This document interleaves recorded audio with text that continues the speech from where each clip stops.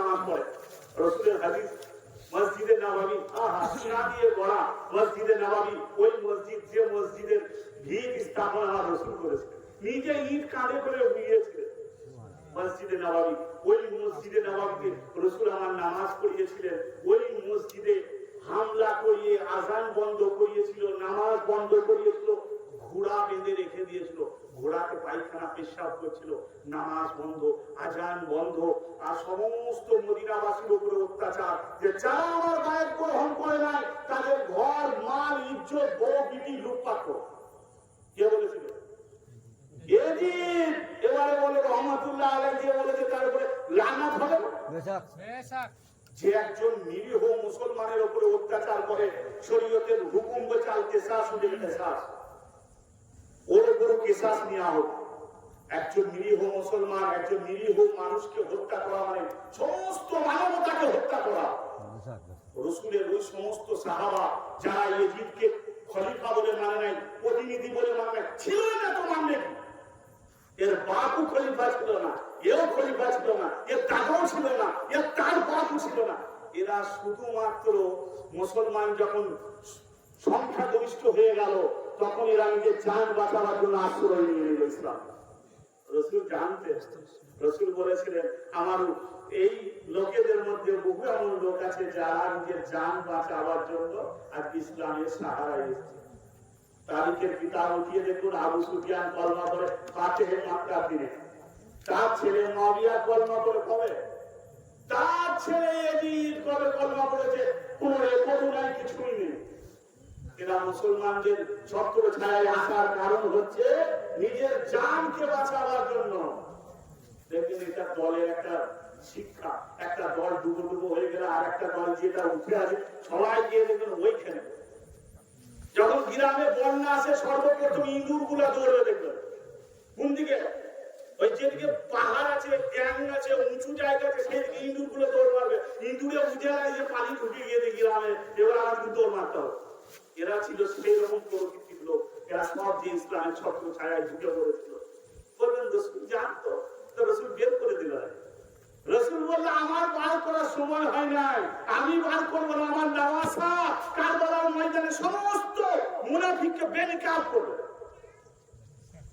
কারবালাতে এসে সমস্ত লোক ধরা পড়ে গেছে যে ইয়ে মুসলমান না মুনাফিক। কোন ইহুদি ধর্মের লোক ছিল না, কোন জৈন বৌদ্ধ হিন্দু কোন লোক ছিল না। কারা ছিল? আমরা বলে থাকি মুসলমান, কিন্তু কথাটা ভুল। মুসলমান কোনদিন নবীর আওলাদকে মারতে পারে না, মুসলমান কোন নিরীহ লোককে শহীদ করতে পারে না।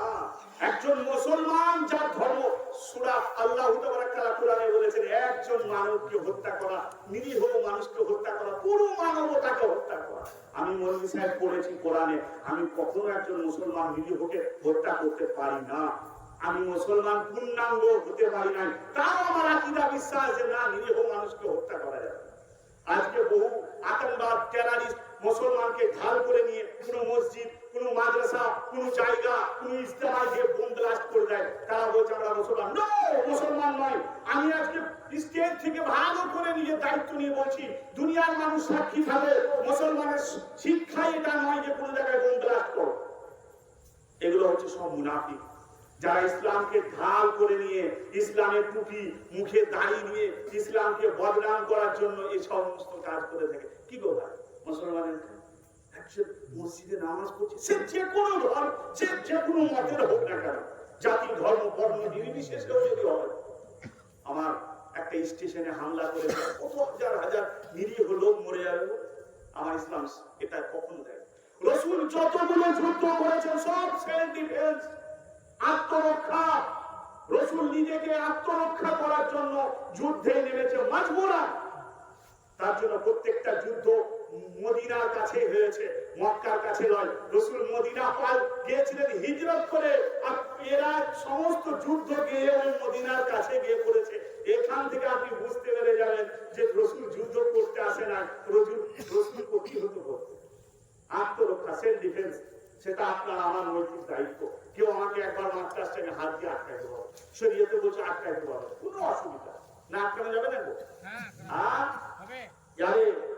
ইমাম হুসাইন কারবালাতে গিয়েছিলেন, অনেক মানুষ বলে যে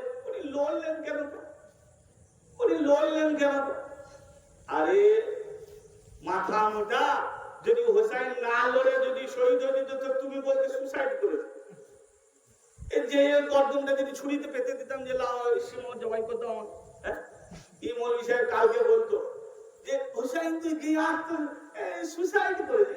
বলে সুসাইড, ইংরেজি ভাষা সুসাইড। হ্যাঁ, আমার হোসাইন খালি লড়ে দেখালে। লড়া তো এখানে লড়ার ময়দান নয়। আরে ৭২টার সঙ্গে ৭০,০০০, এটা লড়ার জিনিস। আমি একা, আর আপনারা মোটামুটি ২-৩০০ জন এসেছিলাম আমার মারা গেছে। আমি কি লড়বো? যদি লড়া হয় তাহলে একের উপরে এক। আমি যাবো, তোমাদের তরফ থেকে একটা আসুক, দেখা যাক। সে আমার থেকে হাট্টা কাট্টা হলো, সে আমাকে ১০ কিল মারলে আমি ২ কিল তো মেরে করতে পারবো। এটা হচ্ছে লড়াই। আর ইসলামে এটাই হচ্ছে যুদ্ধ। এরকম প্রতিহত হতো। কিন্তু মাওলা হোসাইনের ব্যাপারে ৯০০রও বেশি অধিক আঘাত মাওলা হোসাইনের শরীরে লেগেছিল। বলবেন এতটুকু শরীরে ৯৭২, অতগুলো আঘাত লাগলো কি করে? যেখানে একটা আঘাত লেগেছে সেইখানে আবার আঘাত, আবার আঘাত, আবার আঘাত। একটা আঘাতে এতগুলো আঘাত লেগেছে যে ওই শরীরের মধ্যে ৯০০রও বেশি আঘাত লেগেছে। গুনেছিল কে? বলে জাইনুল আবেদিন, সাইয়্যিদুস সাজিদিন, জিনার বাপ, তিনি প্রত্যেকটা ওই আঘাত গুনে গুনে দেখেছিলেন, দিয়ে বলেছিলেন আমার আব্বার শরীরে ৯০০রও বেশি আঘাত ছিল, ৯০০রও বেশি আঘাত লেগেছিল। যুদ্ধ ছিল না, এটা জুলুম ছিল, এটা পেশার ছিল। না হলে তো অপশন ৩টে দিয়েছিলেন মাওলা হোসেন। ৩টে অপশনই রদ করা হয়েছিল। আপনার কোন শর্ত মানা হবে না। আপনাকে হয় যুদ্ধ করতে হবে, নাহলে মরতে হবে। যুদ্ধ করতে হবে, নাহলে মরতে হবে। এটা যুদ্ধ ছিল না। যুদ্ধ এরকম করে হয় না। না হলে হাশমি খানদান ছিল, মাওলা আলীর রক্ত ইনাদের শরীরের মধ্যে বইছিল। মাওলা আব্বাসের জন্য বলা হয় যে মাওলা আব্বাসকে মাওলা আলী সিফিনের যুদ্ধতে জিজ্ঞাসা করছে, সমস্ত বেটা, ১৮টা বেটা ছিল, মাওলা আলী জিজ্ঞাসা করছেন যে কে আছো আমার সন্তানদের মধ্যে, যে এই যে লোকগুলো রয়েছে ২২,০০০ বা ৩০,০০০ যেগুলো সিফিনের যুদ্ধতে এসছে, এদেরকে মেরে একদম ইতে গিয়ে কুফায় গিয়ে এদেরকে শেষ করে দিয়ে কুফা থেকে ঘুরে আসবে, কতক্ষণ সময় লাগবে? মারতে মারতে কুফা যাবে, আবার ঘুরে আসবে। তো হযরতে বড় ছেলে হযরতে ইমামে হাসান বলছেন, আব্বা আমি ফজরের নামাজ পড়ে বেরোবো, মাগরিবের নামাজ এসে পড়বো। এর মধ্যে যতগুলো আছে ভেড় বকরির মতো, গাজর মুড়ির মতো। মাওলা বললেন মারহাবা হাসান, কিন্তু আমার এর থেকেও বেশি তাড়াতাড়ি দরকার, এর থেকেও বেশি তাড়াতাড়ি দরকার। কে আছো? এক এক করে প্রশ্ন করতে করতে কাজী আব্বাস তাহাজ্জুদ নামাজে দোয়া করে চেয়েছিলেন, মাওলা প্রত্যেকদিন তাহাজ্জুদ নামাজ পড়তেন আর বলতেন, আল্লাহ আমাকে এমন একটা সন্তান দিও, আমার প্রতিনিধিত্ব যে করতে পারবে, আমার পরে আমি কারবালাতে থাকবো না, আমার সন্তান হোসাইনের সঙ্গে যে থাকবে, যে আমার প্রতিনিধিত্ব করবে, যে আমার জায়গা পূরণ করবে, সেটা সেরকম একটা সন্তান দাও। এত বীর পালোয়ান ছেলে থাকার থেকেও মাওলা আলী দোয়া করতেন যে একটা সন্তান দাও। আল্লাহ হযরত আব্বাসকে দান করে তাহাজ্জুদ নামাজ পড়ে দোয়া করা সন্তান হযরত আব্বাস। কোল যে ছিল এত ভারী জবর যে মাওলা আব্বাস এগিয়ে বলছেন, আব্বা বলুন। বলে তুমি কত সময় নেবে? বলে আব্বা ফজরের নামাজ পড়ে বেরিয়ে যাবো, একটা চক্কর মারবো, ঘুরে এসে আপনার কাছে দাঁড়াবো, এর মধ্যে ২২,০০০ ৩০,০০০ সব আমি শেষ করতে চলে আসবো। এত সুন্দর কোল যে ছিল, এত সুন্দর পালোয়ান ছিল। কিন্তু যুদ্ধ তো এটা ছিল না। একজন ময়দানে আসছে, হাজারো তীর, হাজারো বল্লম আঘাত করা হচ্ছে, যুদ্ধ ছিল। এগুলো ছিল অত্যাচার, জুলুম। না হলে আরবিদের গায়রা ছিল যে একজনের হাত থেকে তলোয়ার পড়ে গেলে ওকে তুলার সময় দিত, ওটা তুলো আবার সময় যায় যুদ্ধ। তলোয়ার যদি ভেঙে যেত, ওটা আবার তলোয়ার নতুন নিয়ে এসো যুদ্ধ করতে। এটা গায়রাত আরবিদের, আরবের লোকের এটা গায়রাত ছিল। এটা যুদ্ধ ছিল না, এটা জুলুম ছিল, অত্যাচার ছিল। এই জুলুম যত তাড়াতাড়ি করতে পারবো তত তাড়াতাড়ি করে দেবো, এরকম একটা উদ্দেশ্য ছিল। আমি ছিলাম মসজিদে নববীতে। মসজিদে নববীতে এজিদের হুকুমে। আর যারা বলে এজিদ সরাসরি জড়িত নয়, তো কে তোর বাপ জড়িত? কে জড়িত? তোর বাপ? তোর বাপ ওই টাইমে ছিল? আরে এজিদ বাদশাহ, তাহলে বাদশার হুকুম ব্যতীত কোন সৈন্যর বাপের ক্ষমতা আছে যে কোনো কাজ করে? ওই মুলকে শামের লোক প্রথমে যুদ্ধ করতে যায় না হোসাইনের সঙ্গে, নাম শুনছিল আর বলছেন ও যার বাপ মসজিদে কুফাতে নামাজরত অবস্থায় শহীদ হয়েছে তার ছেলে শুনে যাও। কিন্তু এদেরকে যাওয়ার জন্য তৈরি করতে হলো, মিথ্যে কথা বলতে হলো, অনেক কিছু বলে এদেরকে তৈরি করলো এবং ফতুয়া হাতে ধরিয়ে দিল। ফতুয়াতে কি লেখা আছে? 50,000 মৌলবীর সিগনেচার করা আছে যে হ্যাঁ হোসাইনের সঙ্গে যুদ্ধ করা যাবে, মারা যাবে, আলাউলাদের উপরে জুলুম অত্যাচার করা যাবে। এই ফাঁসি হয়ে গেছে, ফাজিল হয়ে গেছে, লোকগুলোকে দেখানো হচ্ছে। এবার আমি মৌলবী সাহেব আপনাদেরকে যদি একটা ফতুয়া দেখা যে চলো ওইখানে যেতে হবে, আপনারা অবুলা লোক, আপনারা বলবেন মানুষের ফতুয়া ঠিক আছে না? বলে 50,000 মৌলবী সিগনেচার করেছে। 50,000 মৌলবী এখানে নয়, সমস্ত মৌলবী গুলো তো এজিদকে মানত। আজকে অনেক লোক বলে মৌলবী সাহেব আপনি বলছেন না, ওইখানে মৌলবী সাহেব কিছু বলছেন।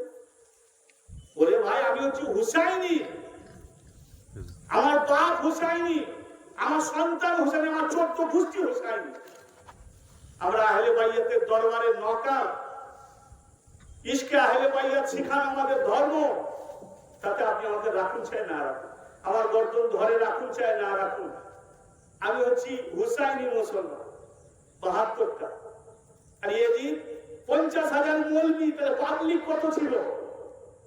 আশ্চর্য হওয়ার কিছু না। নজওয়ান আজকে আমার অনেক নজওয়ান জিজ্ঞেস করে মানুষের মৌলবী সাহেব দেখো মৌলবী সাহেবের সম্পর্ক এজিদের সাথে আছে না? হোসাইনের সঙ্গে আছে। যদি হোসাইনের সঙ্গে থেকে থাকে তাহলে হোসাইনের প্রশংসা করবে, হোসাইন জিন্দাবাদ বলবে, হোসাইন হক পথে ছিল বলবে। আর যদি হোসাইনি না হয়, ওই 50,000 মৌলবীদেরই অনুগত বা ওদেরই মত ও পথের লোক ছিল, তাইলে ওরা ওই রকমই হবে, ওদের চিন্তাধারা গুলো এরকম। আরে ভাই 50,000 মৌলবীর ঘর গোষ্ঠী ছিল না? হ্যাঁ, তাদের ছেলে পিলে হয় না? কারবালাতে ওই যে 30,000 বা 70,000 লোক যারা গিয়েছিল, ওদের ছেলে পিলে হয় না? আল্লাহ রাসূল বলেছেন তাফতারিকু উম্মতি আলা 73 মিল্লাতান কুল্লুহুম ফিন্নার ইল্লা মিল্লাতান ওয়াহিদান। ক্বালু মান হিয়া ইয়া রাসূলুল্লাহ? ক্বালা মা আলাইনা ওয়াসহাব। রাসূল বললেন বনি ইসরাইলের মধ্যে, বনি ইসরাইল কওমের উম্মতের মধ্যে 72 দলে বিভক্ত হয়ে গেছিল তারা। আফসোস আমার উম্মতের মধ্যে 73টা হিন্দা হলো। কুল্লুহুম ফিন্নার, রাসূল বলেন সব জাহান্নামী ইল্লা মিল্লাতান ওয়াহিদান। বলে কোনটা? বলে একটা দল জান্নাতি হবে, একটা। তাহলে 72 একদিকে, একদিকে, হিসাব মাথায় ঢুকছে। যাক মারহাবা, আল্লাহ আপনাদের ইলমে বরকত দেন। তাহলে যেখানেই দেখবেন 72, আপনি এক বুঝে নেবেন যে 72 একদিক হবে, ওর দল ভারী হবে, ওর জামাত বেশি হবে, ওর লোক বেশি হবে, নামাজি হবে, ও হাজি হবে, ও গাজী হবে। কারবালায় যারা যুদ্ধ শিবর কম নামাজি ছিল, মসজিদের ইমাম ছিল, সাবাস মসজিদের ইমাম ছিল। যে মওলা হোসেনের গর্দন কেটে নিয়ে গিয়েছিল খলি, এও মসজিদের ইমাম ছিল। বড় বড় মসজিদ কুফাতে এরা ইমামতি করতো। তাইলে এই মৌলবী সাহেবরা যাবে কোথায়? এই মৌলবী সাহেবরা আমিরুল মুমিনিন ইয়াজিদকে মানতো, আমিরুল মুমিনিন হোসাইনকে নয়। আর হোসাইনকে যারা মানবে সংখ্যা তো কম হবে। আজ আশ্চর্য হওয়ার কিছু নেই, মুসলমান সংখ্যা কম হবে, কেননা এটা রাসূলের বাণী যে সংখ্যা কম হবে। এত লোক, এত সংখ্যা, কেউ বলতে পারল যে না এজিদ বাঁদর নিয়ে খেলা করে, এজিদ কুকুর নিয়ে খেলা করে, এজিদ নাপাক জিনিস নিয়ে খেলা করে, এজিদ ভাই বোনের সঙ্গে সম্পর্ককে খারাপ মনে করে না, এজিদ মনে করে না এজিদ মসজিদে নববীতে হামলা করিয়েছিল। তাহলে এজিদ মসজিদে নববী, রাসূলের মসজিদ মসজিদে নববী হামলা করিয়েছিল, তাহলে এজিদ ওই ব্যক্তি ছিল যার চিন্তাধারা ওইরকম ছিল। এজিদ মসজিদে নববীতে হামলা করালো, মসজিদে নববী মদিনার লোকের উপরে অত্যাচার হলো, বউ বিটির উপরে জুলুম হলো, সব ঘর ডাকাতি করা হলো, সমস্ত লুটপাট করা হলো, দিয়ে এবারে রাসূলের মাজারের উপরে, রাসূলের মাজারে হামলা করলো এজিদ। যে সৈন্য ছিল সেও রাত্রে বেলায় শুয়ে আছে, সকাল বেলায় উঠে দেখছে আর বেঁচে নাই, মরে গিয়েছে। আর এদিকে মুলকে শাম এজিদ, ওইদিকে ওর মৃত্যু হয়ে গিয়েছে। আল্লাহ রাসূলের মাজারে হামলা করা কত বড় গুনাহের কাজ। আজকের নাজদি যারা, ওয়াহাবি যারা, এদের চিন্তাধারা হচ্ছে মাজার ভেঙে দাও, বুলডোজার দিয়ে বিবি ফাতেমার মাজারকে ভাঙা হলো 1947 সালের আগের। আপনি ব্যাকগ্রাউন্ড মক্কা মদিনা ছবি দেখুন, দেখবেন সমস্ত মাজার অবশিষ্ট ছিল 1400 বছর থেকে। সমস্ত রাজা, সমস্ত বাদশাহ এই মাজারগুলোকে তাওয়াফ করেছে এবং ওই সমস্ত মাজারগুলোকে ইজ্জতের সহিত রেখে দিয়েছে। কিন্তু যখন এই নাজদি হুকুমত এলো, এরা মোহাম্মদ বিন আব্দুল ওয়াহাব নাজদি এই সমস্ত মাজারগুলোকে 1947 পর বুলডোজার দিয়ে ভেঙে দিয়ে আজকে হাজীদেরকে বলছে, দেখো মাজার যদি থাকতো তো মদিনাতে থাকতো না, মক্কাতে থাকতো না, তোমরা ভেঙে দিয়েছো সেটা কেন বলো না? বুলডোজার দিয়ে ভেঙেছো সেটা বলো না? সত্য কোনদিন চাপা থাকবে? 1947 আগেকার ছবি আপনি নেট থেকে বের করবেন, বিবি ফাতেমার মাজার আছে, মাওলা হাসানের মাজার আছে। সমস্ত ব্যক্তি যারা ভালো ভালো সম্মানীয় ব্যক্তি ছিলেন, তিনাদের সমস্ত মাজারগুলো ছিল, গুম্বদগুলো ছিল পুরাতন, সবকে বুলডোজার দিয়ে ভেঙে দেওয়া হয়। কেন? বলছে মাজার রাখা যাবে না। এজিদকেও জিজ্ঞাসা করা হয়েছিল, তো বলে রাসূলের মাজার আগে ভালো। চিন্তাধারা নিয়েছে এদের চিন্তাধারাটা, আর ওদের চিন্তাধারা, এজিদের চিন্তাধারা, আজকের নাজদিদের যে চিন্তাধারা, ওহাবিদের যে চিন্তাধারা, এই চিন্তাধারা এজিদের সঙ্গে মিলছে তো? এজিদ মসজিদে নববীতে হামলা করালো, দিয়ে বললো আল্লাহ রাসূলের মাজারটা ভেঙে দাও, গুম্বদটা ভেঙে দাও। কেন না? বললে এটা ভেঙে দিতে হবে, এটা রাখা যাবে না। আর এখনকার নাজদিরাও বলতে চাইছে এটা ভেঙে দিতে হবে, রাখা যাবে না। বলবেন 1947 আগে সমস্ত মাজার অবশিষ্ট ছিল, সব ভাঙলো, তার রাসূলের মাজার কেন ভাঙলো না? বলে ওইটাতে হাত দিতে যখনই গেল, বিশ্বের আনাচে কুনাচি থেকে শব্দ উঠলো, যে আব্দুল ওয়াহাব নাজদি, শোনো তোমার বংশধরদেরকে সতর্ক করে দিচ্ছি, এতক্ষণ যা করলে করো, রাতের অন্ধকারে বুলডোজার দিয়ে ভাঙলে ভাঙো, কিন্তু রাসূলের মাজারে যদি হাত দাও, এবারে তোমাদেরকে ওইখান থেকে জাজিরায়ে আরব থেকে তুলে আরব সাগরে ফেলবো। রাসূলের মাজারে হাত দিল না। চলো আকওয়ামে মুত্তাহিদা, ওখানে সমস্ত দেশের সমস্ত প্রেসিডেন্টরা বা ওখানে গিয়ে একটা আইন পাস হয়, ওখান থেকে রোগ হলো রাসূলের মাজারে হাত দিবে না। এরা ভয় খেয়ে গেল, বলল না ওটাতে হাত দেওয়া যাবে না, হলে ওটাও ভাঙার জন্য বলেছিল। এরা বলে যে মাজারের পাশে মসজিদ থাকে সেই মাজারে নামাজ হবে না, সেই মসজিদে নামাজ হবে না, যদি কোনো মাজারের পাশে কোনো মসজিদ থাকে। কিন্তু মায়ের লাল, এমন কোন মসজিদ আপনি দেখাতে পারবেন না যেখানে ইমামবাড়া ছিল না, সব ভেঙে দিয়েছে, নেই সেইগুলো। তাহলে এদের ফতোয়া হচ্ছে যদি মসজিদের পাশে কোনো খানকা থাকে, কোনো মাজার থাকে, সে মসজিদে নামাজ হবে না। তো রাসূলের মাজার আর মসজিদ এক জায়গায়, রাসূলের ঘরে রাসূল দাফন হয়েছে, আর রাসূলের মাজার ওইখানেই, আর ওইখানেই মসজিদে নববী। এটাকে ভাঙতে হবে, কিন্তু ভাঙতে পারে না এখনো পর্যন্ত। আছে কিয়ামত পর্যন্ত কি হবে আমি জানি না। যেদিন এজিদ হামলা করিয়েছিল, তোর দলের যে সিপা সালার ছিল, যে মেন লোক ছিল, অফিসার, যার যে এজিদের নেতৃত্বে যুদ্ধ করা ছিল, তার রাতের বেলায় ইন্তেকাল হঠাৎ। মানুষে বলল, দেখছো রাসূলের মাজারে হামলা করার জন্য এর মৃত্যু হয়ে গেল। আর এদিকে শাম, এজিদের মৃত্যু সেই দিনই হয়ে গেছে। কিন্তু শাম মদিনা থেকে অনেক দূর, খবরটা আসতে একটু দেরি হয়েছিল। যখন খবর এলো তখন মানুষ মনে মনে চিন্তা করলো, তখন এরা মসজিদে নববী থেকে বেরিয়ে গিয়ে মক্কায় ঢুকে মসজিদে হারামে হামলা করেছিল।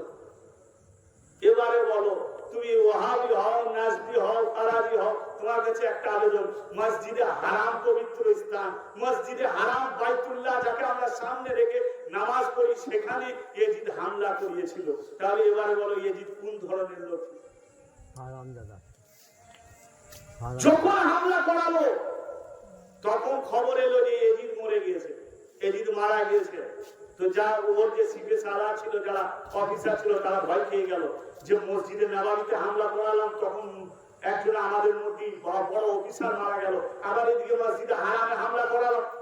আজকে শুনছি ইয়েজিদ মারা গেছে। ইয়েজিদ মারা গেছিল 1 মাস আগে, যেদিন মসজিদে নববীতে হামলা করিয়েছিল সেই দিনও মরে গেছে।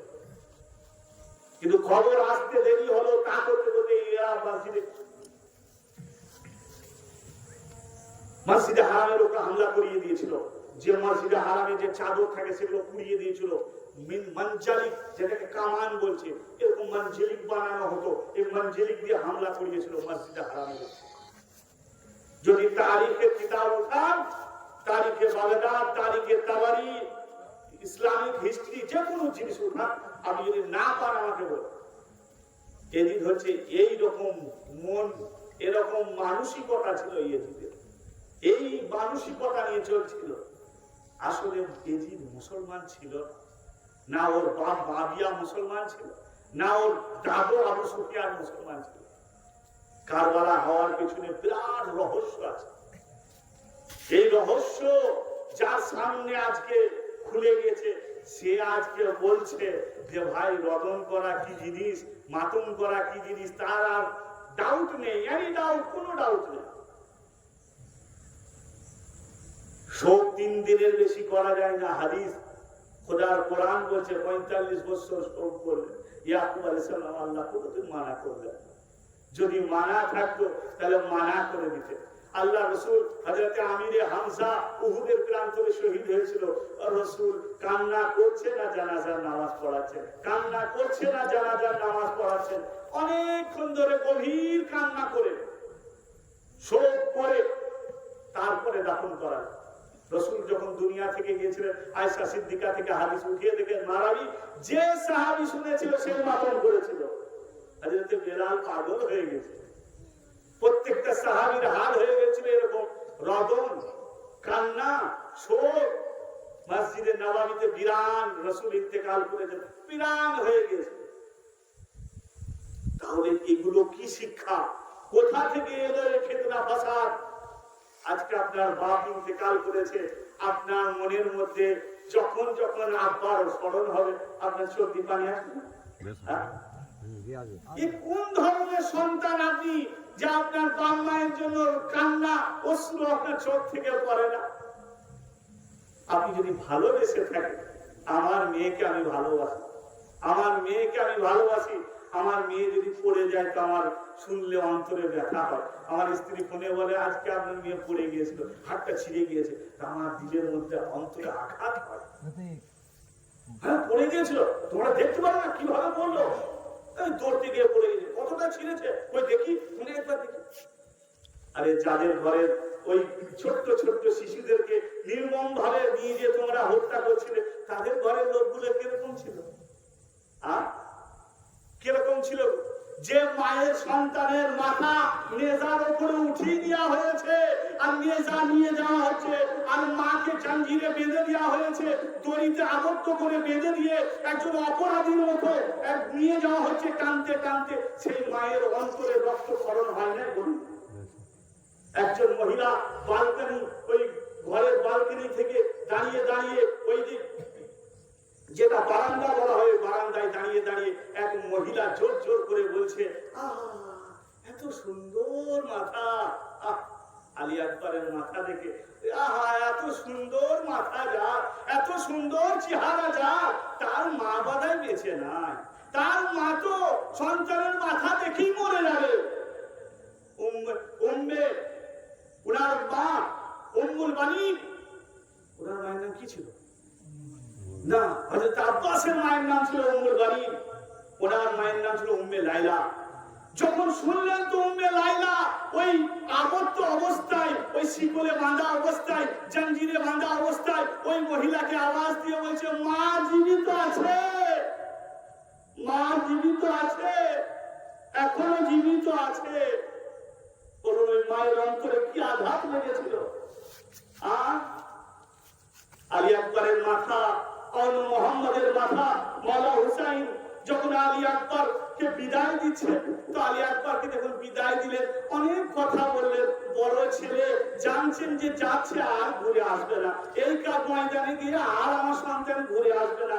যার বাপ জেনে গিয়েছে আমার সন্তান কুরবান হয়ে যাবে, তার সন্তান তার বাপ কি করে সহ্য করতে পারে? হুসাইন বলছে আমি অন্তরে ওই পাথর বেঁধে নিয়ে আমার সন্তানকে বিদায় করে দিলাম। আমার সন্তান যখন ঘোড়ার উপরে চেপে যখন চলতে শুরু করে দিল, আমি খিমা থেকে বের হলাম আর হাঁটতে হাঁটতে আমি ওই ঘোড়ার ওই পেছু পেছু চলতে শুরু করে দিয়েছি। আলী আকবর পেছু দিকে তাকিয়ে দেখছেন বুড়া বাপ, 57 বছর বয়স ছিল মাওলা হুসাইনের, চুল দাড়ি সাদা হতে লেগে গেছে, ডব ডব করে কান্নায় অশ্রুতে ভিজে যাচ্ছে দাড়িগুলো, আর খেপার মতো পাগলের মতো পেছু পেছু চলে আসছে। আলী আকবর ঘোড়া থেকে নেমে দাঁড়িয়ে গেছে, দাঁড়িয়ে গিয়ে বলছেন বাবা এখনই তো বিদায় দিলেন আপনি, এখনই তো আমার সঙ্গে সালাম কালাম করে আমাকে অনুমতি দিলেন, আবার পেছু পেছু কেন আসছেন? হযরত ইমামে হুসাইন বলছেন বাপ তোর যদি জওয়ান ছেলে থাকতো আজকে তুই বুঝতে পারতিস যে হুসাইনের ব্যথাটা কোথায় হচ্ছে, হুসাইনের কষ্ট কেমন হচ্ছে। যদি তোর জওয়ান বেটা থাকতো আজকে বুঝতে পারতি।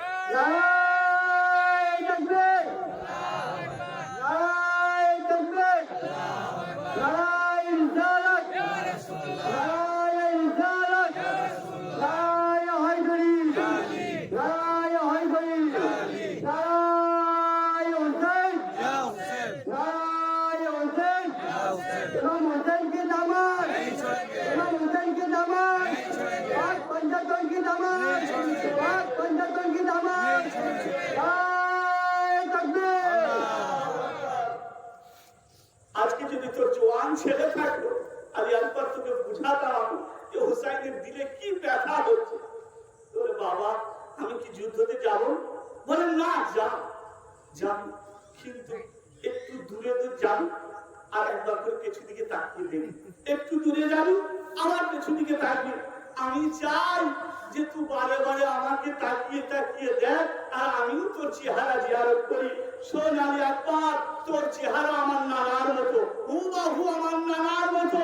আমার যখন নানাকে দেখার ইচ্ছে হতো আলী আকবর তোকে নয়ন ভরে দেখতাম, তুই ঘুমিয়ে থাকতিস আমি তোর চেহারার দিকে তাকিয়ে থাকতাম।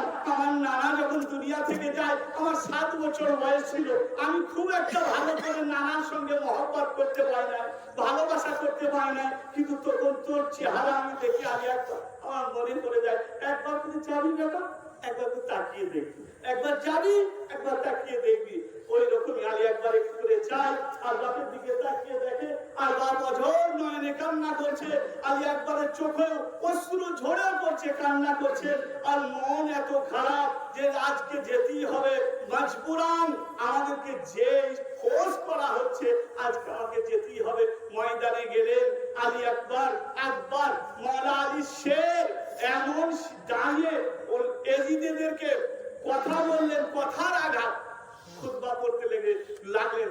তো ইবনে জিয়াদের যে সৈন্য ছিল যার নাম হচ্ছে উমরে সাদ, এই উমরে সাদ ওই মালাউন জিলজোশন ওকে সীমারকে ডেকে বলছে শোন এদের তলোয়ারের থেকে এদের কথার ওজন বেশি, বেশিক্ষণ তাকরীর করতে দিবি না, বেশিক্ষণ বক্তব্য দিতে দিবি না, যেই ময়দানে আসবে চারিদিক থেকে হামলা করবি আর শেষ করে দিবি, কথাটুকু বলতে দিবি না। ওই রকমই চারিদিক থেকে যুদ্ধ নয়, এ জুলুম, এ অত্যাচার, কোন দিক থেকে তীর, কোন দিক থেকে বল্লম, কোন দিক থেকে পাথর, কোন দিক থেকে ঢাল, যে দিক থেকে পাচ্ছে হাজার হাজার সৈন্য হাজার হাজার আঘাত করছে। এ তো আঘাত খানিকক্ষণ লড়ার পরে এ তো কোনো যুদ্ধ ছিল না, এ তো কোনো যুদ্ধ ছিল না। ঘোড়ার উপরে আলী আকবর আছে, একজন ব্যক্তি সামনে থেকে একটা নেজা ছুড়ে দিল আর আলী আকবরের কলজেতে এসে গেঁথে গেল। সঙ্গে সঙ্গে এরকম ধরার পরে ওই বল্লমটাকে ধরে পেছু দিকে তাকিয়ে জোর করে আওয়াজ দিলেন, বাবা আমি পড়ে গেলাম, বাবা আমাকে ধরো, বাবা আমি আর সহ্য করতে পারলাম না, আমি পড়ে গেলাম। এই বলে হযরত আলী আকবর মাটির মধ্যে পড়ে গেলেন। মাওলা হোসেন দৌড়তে দৌড়তে খিমা থেকে বেরিয়ে চলে এলেন। আসার পরে বলছে আর মেরো না, আর মেরো না, এ তোমরা যা মেরেছো আমার সন্তান এটি করে আর মেরো না। তখন এরা জালিমরা চারিদিক থেকে তীর বল্লম চালাচ্ছে। মাওলা হোসেন এইভাবে উনার মাথাটাকে কোলের মধ্যে দিয়ে মাওলা হোসেন হাতটাকে এরকম ভরে দিয়ে চেহারাতে হাত বুলাচ্ছেন। আলী আকবর বলছেন বাবা সিনাতে খুব ব্যথা হচ্ছে, সিনাতে খুব ব্যথা হচ্ছে, একটু পানি যদি থাকে আমার মুখে দিয়ে দেন এক ফোঁটা। হযরত ইমাম হোসেন বলছেন বাপ 3 দিন ধরে পানি বন্ধ, তোর ছোট ছোট ভাই ছোট ছোট বোন পানির জন্য কান্না করছে, আমি পানি কাউকে দিতে পারি না, কিন্তু একটা জিনিস আছে আলী আকবর একবার জিভটা বের করো। মাওলা হোসেন নিজের জিভটা বের করলেন, আলী আকবরের মুখে ভরে দিলেন, বলে বাবা চুষো দেখো কিছু পাও নাকি। আলী আকবর বলছে বাবা আমার ঠোঁটের থেকেও আমার জিভের থেকেও আপনার জিভ আরো শুকনো হয়ে গেছে। বাবা আমার সিনাতে একবার হাত রাখুন, আমার সিনাতে একবার হাত রাখুন। মাওলা হোসেন আওয়াজ দিয়ে বললেন উম্মে লায়লা এসো তোমার সন্তানকে দেখো। উম্মে লায়লা ওই খিমার মধ্যে যখন ওই আলী আকবর আওয়াজ দিয়ে ঘোড়ার পিঠ থেকে পড়ে গিয়েছিলেন, উম্মে লায়লা তখন নিজের মাথা খিমার মধ্যে লাগিয়ে আঘাত করে করে রক্ত ঝরছে মায়ের। আর উনাকে ডাকার জন্য হযরত জাইনাব এসে, জাইনাব এসে বলছে উম্মে লায়লা চলো তোমার ছেলেকে দেখবে না, তোমার ছেলের জানাজারে যাবে না। উম্মে লায়লা বলছে যখন থেকে আওয়াজ শুনেছি আমার আলী আকবরের তখন থেকে দরজা খুঁজে বেড়াচ্ছি, আমি খিমার দরজা খুঁজে পাচ্ছি না। হযরত জাইনাব হাত দুটো ধরে বলছেন এসো দেখবে তোমার সন্তানের কি হাল। ওই মায়ের অন্তরে কি ব্যথা হয়েছিল বলুন, কি ফতোয়া লাগাবেন শরীয়তের, কোন ফতোয়া লাগাবেন?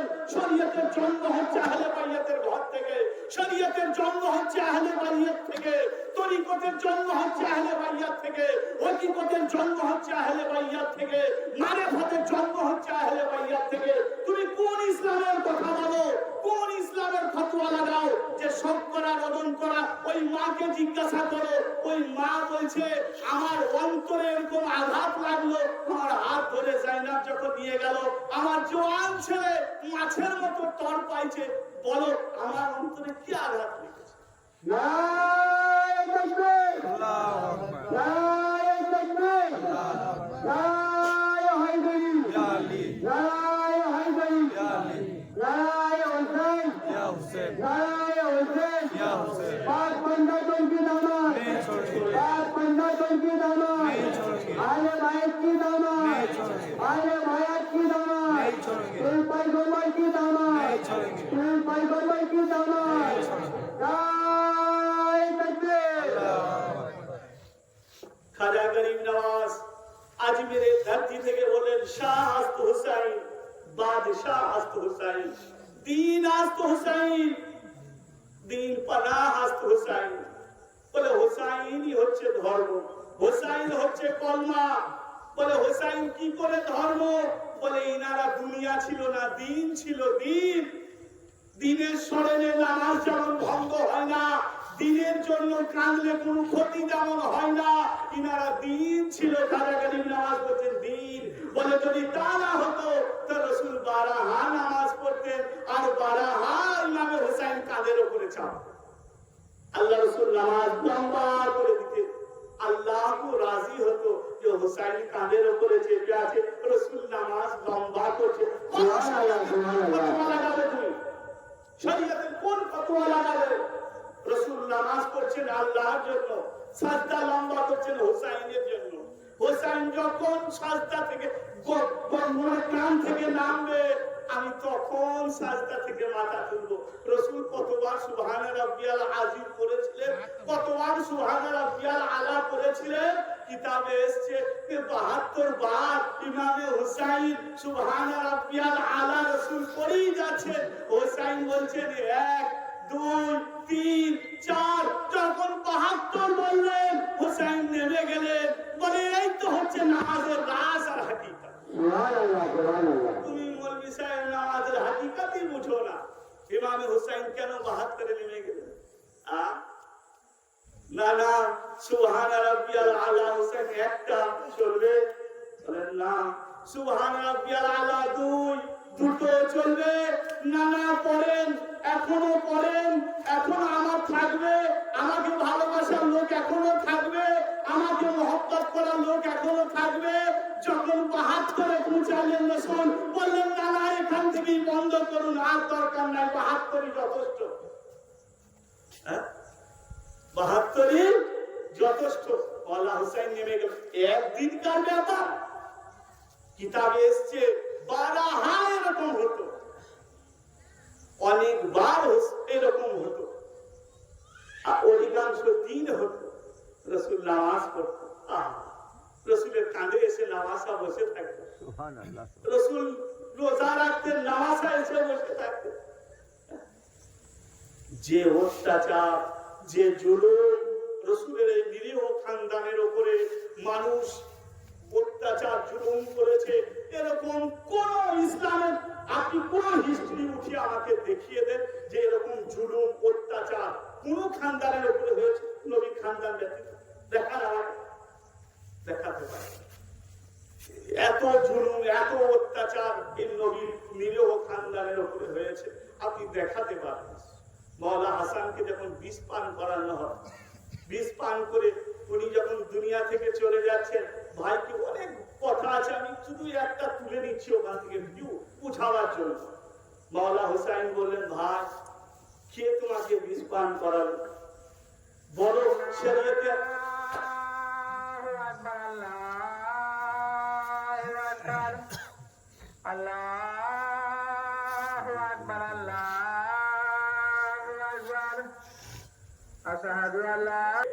এ শুরু কোথা থেকে শেষ কোথায় হবে এ তুমিও জানো।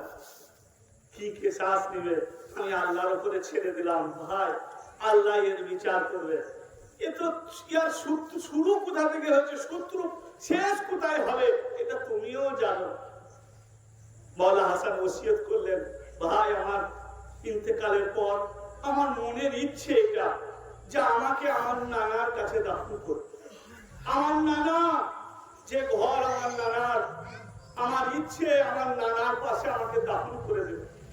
নওয়াসা নানা, নওয়াসা নানা আমাকে ওখানে দাফন করে। আর যদি মুসলমানরা না মেনে নেয় তাহলে আমাকে সরকারি যেখানে আছে সেখানে দাফন করে। আপনি বলবেন আহলে বাইয়াতের উপরে জুলুম কি হয়েছে? আপনারা জানেন না, যদি জেনে যান তো অন্তর আপনার পাড়া পাড়া হয়ে যাবে। আল্লাহ রসুলের যেখানে রসুলের ইন্তেকাল হয়েছে সেইখানেই রসুলের দাফন হয়েছে, এটা তো জানেন। আচ্ছা, রসুলের ঘরে রসুল দাফন হয়েছে, রসুলের ঘর রসুল মালিক ছিলেন, রসুল দাফন হয়ে গেলেন, এবারে কে মালিক হবে? আর তিনার বংশ বিবি ফাতেমা, ওনারা আলাউলাদ। আল্লাহ রাসূল এটাই বলেছিলেন যে প্রত্যেকটা মানুষের বংশ তার পুত্র সন্তান থেকে হয়, কিন্তু আল্লাহ এর ব্যতিক্রম করেছেন, আমার বংশ আমার বিবি ফাতেমার তরফ থেকে হয়। ভয় নাই? এখন আপনি সৈয়দদেরকে জিজ্ঞেস করবেন, নবীর খানদান পুত পবিত্র যা জিজ্ঞেস করবেন, হুজুর আপনি রাসূলের কোন ছেলের সন্তান গো?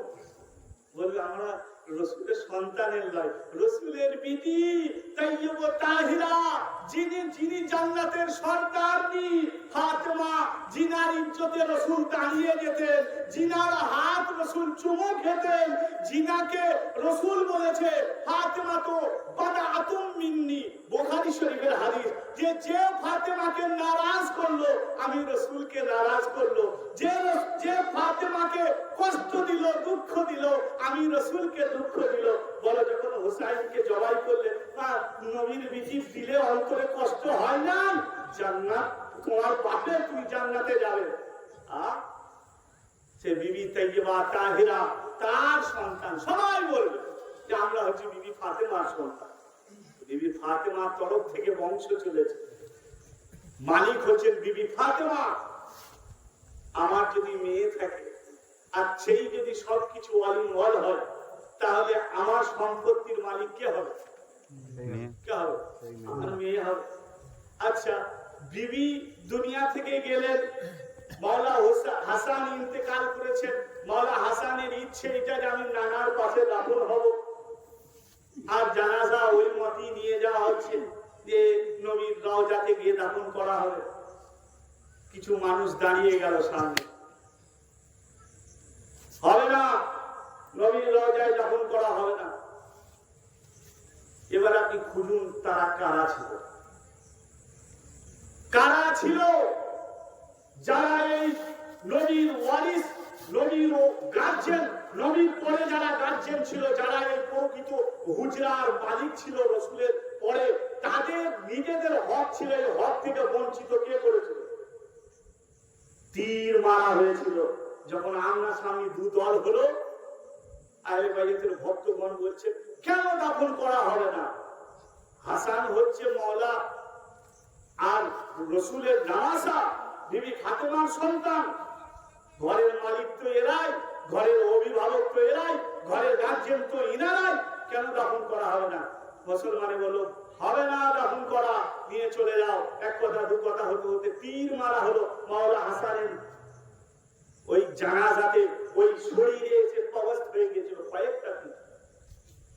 ইসলাম যে জঘন্য অত্যাচার এই নবীর পুত পবিত্র খানদানের উপরে করেছে, আপনি স্টাডি যদি করেন আপনার চোখ দিয়ে পানি চলে আসবে।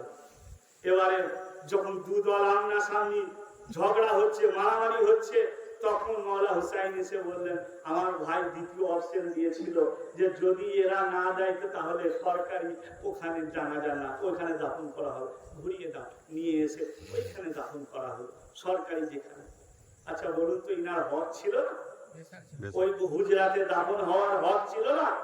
কারা দিল না, কে দিল না? স্টাডি করুন, বুঝুন, দেখেন বেরিয়ে যাবে যে আসল কোথা থেকে সূত্রপাত হয়েছে, শুরু কোথা থেকে হয়েছে।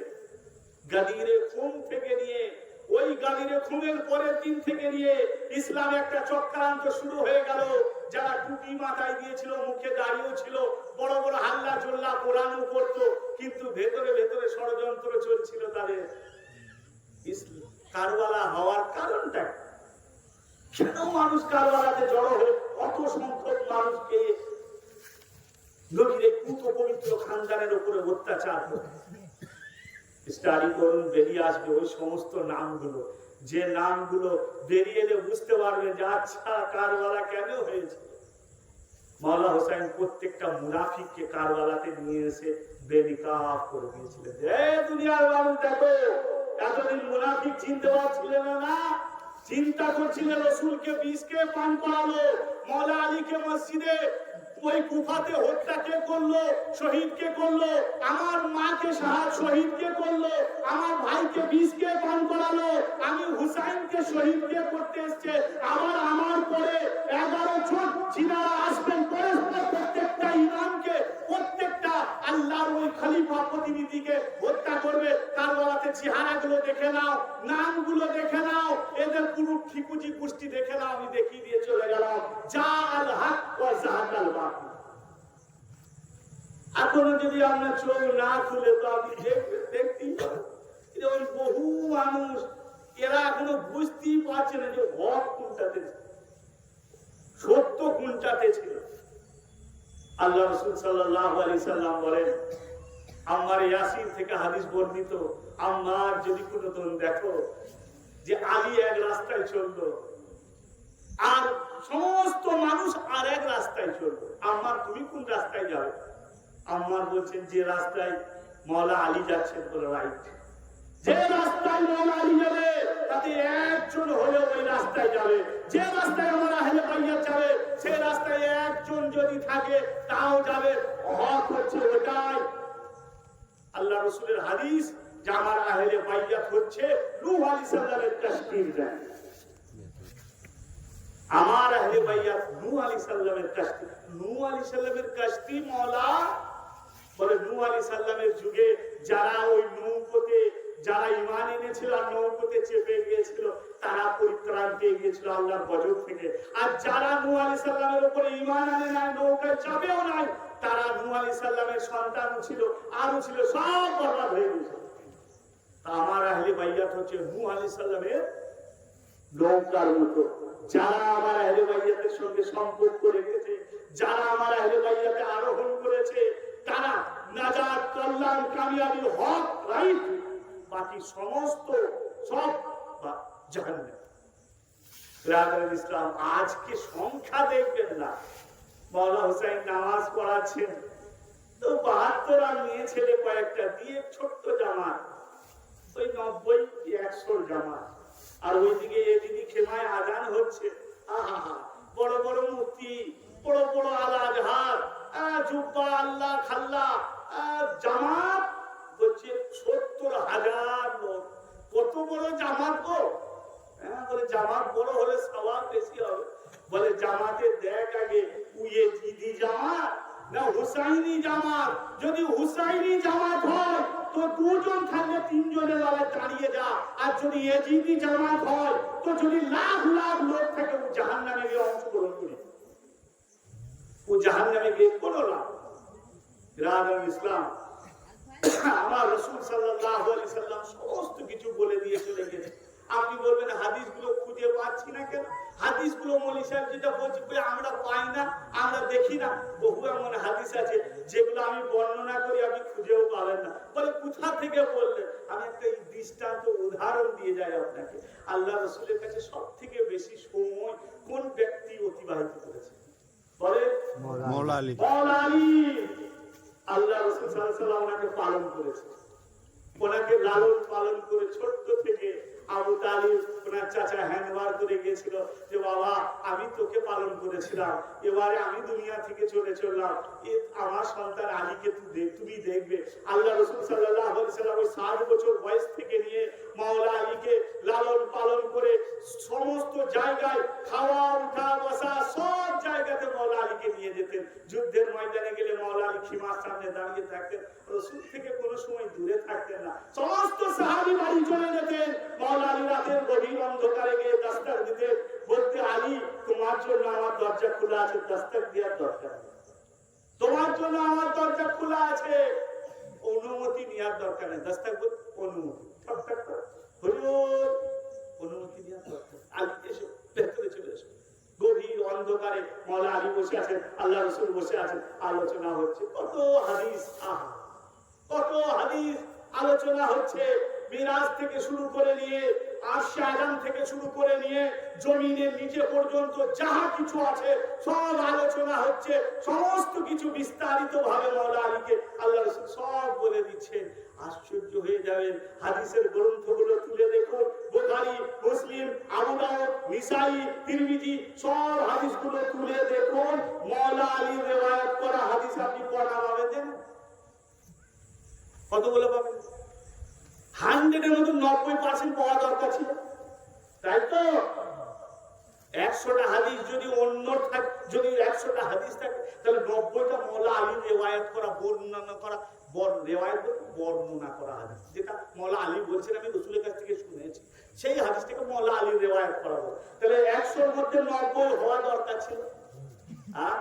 বিবি ফাতেমা, যে বিবি ফাতেমা রাসূলের কাছে এমন ভাবে থাকতেন, মায়ের শিক্ষাও গ্রহণ করেছিলেন। যখন কেউ ছিল না, কোন সাহাবীর জন্ম হয় নাই, তখন বিবি খাদিজা রাসূলের 25 বছর বয়স থেকে নিয়ে 43 বছর বয়স অবধি কোন সাহাবীর জন্মগ্রহণ হয় নাই। বিবি খাদিজা রাসূলের ওই সমস্ত হাদিসগুলোকে শুনে নিজের বিটিকে, আচ্ছা মায়ের কাছ থেকে বিটি কিছু শুনবে না? শুনবে। ওই সমস্ত হাদিসগুলো বিবি শুনেছেন। তারপরে মা চলে যাওয়ার পরে আব্বার কাছ থেকে সব শুনেছেন। আর অধিকাংশ সময় রাসূল বিটির ঘরেই বসে থাকতেন, অধিকাংশ সময় বিটির ঘরেই বসে থাকতেন রাসূল। আর বিটির সঙ্গে কি যেন কথা হচ্ছে, আমি নয়, আয়েশা সিদ্দিকা বলছে যে বিবি ফাতেমার উঠা, বিবি ফাতেমার বসা, বিবি ফাতেমার কথা বলা, বিবি ফাতেমার ইঙ্গিত ইশারা, খাওয়া দাওয়া সব রাসূল করিম সাল্লাল্লাহু আলাইহি সাল্লামের মতো ছিল। সুবহানাল্লাহ, সুবহানাল্লাহ। অধিকাংশ সময়ে বিটি আর বাপে কি যেন কথা বলতো, আমরা শুনতেও পেতাম। সেই বিবির বর্ণিত করা হাদিস 100-র মধ্যে 50 থাকা উচিত, তাই তো?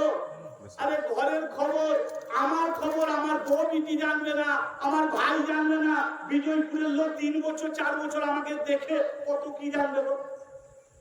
আমার 100টা কথার মধ্যে আমার বউ বেটি আমার ভাইরা 70টা সাক্ষী দিবে, আপনারা 30টা 20টা দিতে পারেন, এটা সম্ভব। কিন্তু হাদিসের গ্রন্থ উঠিয়ে দেখুন, হায় রে আফসোস, সমস্ত কিতাব খাঙ্গালে পড়ে সমস্ত কিতাব দেখে দেখা যাচ্ছে আহলে বাইয়াতের হাদিস রিওয়ায়াত করা হাদিস রয়েছে 250টা। বাকি বলে বাকি আবু হুরায়রা বলে ক বছর রাসূলের কাছে ছিল, বলে 3 বছর। বলে 3 বছর থেকে যদি হাজার হাজার হাদিস রিওয়ায়াত করতে পারে, যারা নিজের ঘরের লোক, যারা সব সময় রাসূলের সঙ্গে থাকতো, তাদের রিওয়ায়াত করা হাদিস কই? তো বলছে ওই তো 250। তাও ওই 250টা দিয়েছি, মানে এত উড়িয়ে দিলে তো তোমরা বুঝবে। এইগুলোই দিয়েছি, মাছকে চারা দিয়েছি তো, যাতে লোক বুঝতে পারে আমার মতো হিসাবে, হ্যাঁ মাথা মোটা, তোর মাথায় ঢুকে না যে যারা সারা জীবন রাসূলের কাছে থাকলো তাদের রিওয়ায়াত করা হাদিস 250টা, আর যারা 2-3 বছর থাকলো আবার সময়ে অসময়ে আপনারা আমাদের অসময় থাকে, আরো আমি আপনাদের অসময় থাকি, সময়ে অসময়ে, নামাজে সময়ে অসময়ে, তাহলে আপনারা কটা জানবেন না? কিন্তু আশ্চর্য রিয়ালি বলছি আমি, এখান থেকেই বুঝতে পারবেন দাল মে কুছ কালা নেই, পুরি দাল কালি, পুরি দাল কালি হ্যায়। ওই হাদিসগুলো কোথা গেল? আহলে বাইয়াতের হাদিসগুলোকে হাদিসের গ্রন্থ থেকে উঠিয়ে দাও, সরিয়ে দাও, কেটে দাও, এই বাদ দিয়ে দাও। কেন? এবার আপনি যদি 100খানা দলিল ছিল, তার মধ্যে 90টা দলিল ওখান থেকে আউট করে দিয়ে দেয়, 10টা দলিল লিখে দিয়ে দেয়, দিয়ে বলছে সারা গ্রামের দলিল দেখাও। আপনি বলবেন যে 10টা তো দলিল পড়বে, ছিল অনেক, সেগুলো কই? থাকলে নিশ্চয়ই রিওয়ায়াত করতো, বুঝতে পারছেন? এবারে সব আমাকে কিন্তু বলে না যে এইটার দলিল দেখান, ওইটার দলিল দেখান, এইটা করছেন, ওইটার দলিল। তাও তো আমরা ওই 10% থেকেও আল্লাহ তৌফিকটা দিয়েছে, ওই 10%-এর মধ্যে চোর যতই বড় চালাক হবে না কেন, কিছু না কিছু ফেলে যায়, কিছু কিছু চিহ্ন সে ফেলে দিয়ে চলে যায়, যে চিহ্নের জন্য সে ধরাও পড়ে যায়। চোর খুব সিভিল ভাবে, খুব সেফটি ভাবে চুরি করার পরেও ফিঙ্গার ছেড়ে দিয়ে চলে যায়, না হলে চুল তার করে থাকে, নাহলে লোম করে থাকে, দিয়ে এবারে এসে টেস্ট করে বলে দিচ্ছে, এ চোর চালাক হলে হবে কি, খেয়েছো মুখে লেগে আছে, যে চুল পড়ে আছে তোমার, তুমি ঘরের মধ্যে লড়াচড়া করেছো, লোম পড়ে গিয়েছে, তোমার লোম সাক্ষী দিয়ে দিচ্ছে ঘরের মধ্যে তুমি ছিলে। আজকে যারা এই হাদিস নিয়ে বিশ্লেষণ করছে তারা বলছে যে আরে ইসলামের উপরে কি জুলুমটাই না হয়েছে, কি অত্যাচারটাই না হয়েছে, ওই হাদিসগুলো সব সরিয়ে দেওয়া হয়েছে, যেগুলো সব আহলে বাইয়াতের সম্পর্কে ছিল 10% রাখা হয়েছে। তাও আমরা ওখান থেকে খুঁজে খুঁজে আপনাদেরকে ওই ওয়াজ ও নসিহত গুলো শোনাচ্ছি, প্রত্যেকটা অথেন্টিক দলিল দিয়ে। কালকে আপনি বসুন আমার সঙ্গে, পুরো রেকর্ডিং হচ্ছে, বসুন, যদি আমি না দিতে পারি উত্তর, আপনি আমাকে নেড়া করে রাখবেন, চলুন কত মাইল দাঁড়াবেন, বসুন আমার। কিন্তু আপনি বসবেন না কেন? না আমি ওই ঘরের চোর তো দূরের কথা, ও চোর কার হুকুমে এসেছিল, কোথা থেকে এসেছিল, পুরো বায়োডাটা আমি যদি খুলে উলুম্ব না করে দিতে পারি, তোমার নাম নাই না, তুমি আমাকে জানানো না, লোক পেয়ে যাও না। মওলা আলী তৌফিক, মওলা আলীর মোহাব্বতের ইশকের এটা তৌফিক। আমি বারবার ছেলেদেরকে বলে থাকি যে তোমাদেরকে কোনো জিনিসের প্রয়োজন করবে না, আল্লাহ রাসূল বলেছে আনা মাদিনাতুল ইলম আলিয়ুল বাবুহা, আমি হচ্ছি জ্ঞানের শহর, আলী তার প্রবেশ দরওয়াজা। আমার জ্ঞানে প্রবেশ করতে গেলে আলীর কাছে এসো। যদি আলীর কাছে আসতে চাও, মওলা আলী বলছে আমার কাছে আসতে হলে মওলা হাসানের কাছে এসো, মওলা হাসান বলছে আমার কাছে আসতে হলে মওলা হুসাইনের কাছে এসো, মওলা হুসাইন বলছে আমার কাছে আসতে হলে মওলা জয়নুল আবেদিনের কাছে এসো, মওলা জয়নুল আবেদিন বলছে আমার কাছে আসতে হলে বাকির উলুমের কাছে এসো, উনি বলছেন আমার কাছে আসতে হলে জাফর সাদিকের কাছে এসো, জাফর সাদিক বলছেন আমার কাছে আসতে হলে মুসা কাজিমের কাছে এসো, ইমামে তাকির কাছে এসো, ইমামে নাকির কাছে এসো, ইমামে হাসান আসকারির কাছে আসো, লাস্ট ইমাম মেহদির কাছে এসো। যখন আপনি এই সন্ধান পেয়ে যাবেন, তাহলে রাত্র হাদিস গ্রন্থ, রাত্র এই সমস্ত ইলিম, আমি তো এখন সমুদ্রে গোটা লাগিয়ে দিয়েছি, ডুবুরি হয়ে গিয়েছি। মুক্তার সন্ধান আমি দেবো, এদিকে এসো। মুক্তা পুকুরে পাওয়া যায় না, ওই কুয়াতে পাওয়া যায় না, লালে খালে পাওয়া যায় না, আটলান্টিক মহাসাগরের মতো মহাসাগরে পাওয়া যায়। এসো আমি নিয়ে যাচ্ছি। ইশকে আহলে বাইয়াত অন্তরের মধ্যে রাখো। এমন করে জল জল করবে ইলিম, তুমি বলবে আমি ইলিমে গুতা মেরেছি, আমার ইলিম আমাকে ঠাকা মারছে অন্তরের মধ্যে। কি শিখাবে আমাকে, কি জ্ঞানের প্রয়োজন? এর জন্য আহলে বাইয়াতের মহব্বত রাখো। এমনি এমনি বলেন, রাখুন অন্তরে মহব্বত আহলে বাইয়াতের। আপনি হাদিস পোকা হয়ে যাবেন, হাদিসে কিরা হয়ে যাবেন, পোকা হয়ে যাবেন। বিরাদর ইসলাম বহু খারাপ বালাত করা হয়েছে। এই অবুলা লোকগুলোকে অবুলা রাখার লেগে অনেক খারাপ মালাত করা হয়েছে, অনেক কিছু করা হয়েছে। হাদিসের গ্রন্থ লেখা হয়েছে রসুলের 400-500 বছর পর, 400-500 বছর পর হাদিসের গ্রন্থ লেখা হয়েছে। এবার হাদিসের গ্রন্থ যারা লিখছে তারা হাদিস কোথা থেকে নিয়েছে? আলে উমাইয়া, আলে আব্বাসিয়ার সময়কালে সমস্ত স্টেজ, সমস্ত মানে মিম্বার মসজিদের সব দখল করে নিয়েছে। সেখানে কোন ব্যক্তি যদি ভুল বশত আহলে বাইয়াতের প্রশংসা করে দিয়েছে, তা তাকে নিয়ে যে কুফার জিন্দানে ভরে, এ শিয়া হয়ে গেছে, কি রাফসি হয়ে গেছে, এ এই হয়ে গেছে, ওই হয়ে গেছে। এ আহলে বাইয়াতের মহব্বত করে নিজে ভরে দাও। বলেন বড় বড় আমি দেখছি বড় বড় পীর মাশাইখ বলছেন আমি পীর সাহেব, হাকিকতের হল জানি না। ও ইলমে মারিফাত সম্বন্ধে কি জানে না। ইলমে মারিফাত কাকে বলে? ইলমে মারিফাত কাকে বলে? ইলমে মারিফাতে গুটা লাগাতে হলে এই সমস্ত জিনিসগুলোই জানা দরকার পড়ে। কাকে বলে ইলমে মারিফাত? মাওলানা আলী ব্যতীত ইলমে মারিফাত আপনি কোথা থেকে বের করবেন? ইলমে মারিফাতের জন্মই হচ্ছে মাওলানা আলীর কাছে। ইলমে তরিকতের জন্মই হচ্ছে মাওলানা আলীর কাছে। যে কোনো সিজদা উঠিয়ে দেখুন, প্রত্যেকটা সিজদা গিয়ে মাওলানা আলীর কাছে যাচ্ছে। আর মাওলানা আলীর কাছে না যাওয়া অবধি কোন সিজদা রাসূলের কাছে পৌঁছাতে পারবে না। ওই জন্য নওজওয়ানদেরকে বেশি বেশি করে বলি, পড়ো, স্টাডি করো, জানো কি হয়েছে, কি অত্যাচার আহলে বাইয়াতের উপরে হয়েছে, কি হক তাদের খেয়ে নেওয়া হয়েছে। কেন বিবি ফাতেমা রাতের অন্ধকারে বললেন যে আমাকে দাফন করবে রাতের অন্ধকারে?